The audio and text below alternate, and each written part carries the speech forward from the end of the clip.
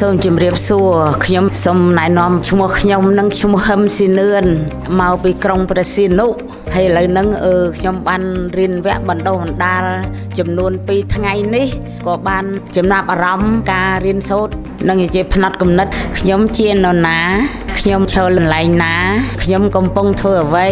កម្មវិធីនេះពិតជាពិសេសដ៏អស្ចារ្យជាចុងក្រោយខ្ញុំថ្លែងអំណរគុណអង្គញាសាស្ត្រាចារ្យបណ្ឌិតសាមអៀប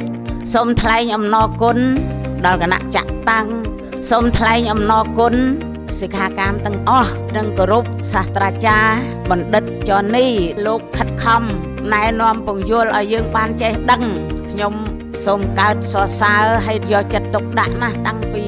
វគ្គមុនរហូតដល់វគ្គនឹងជាពិសេសគឺវគ្គនឹងតម្រងខំណាស់ហត់ណាស់កម្លាំងចិត្តគាត់រកប្រៀបមិនបានគ្រប់ជូនពរឲ្យលោកសាស្ត្រាចារ្យបណ្ឌិតចនីឲ្យមានសុខភាពល្អ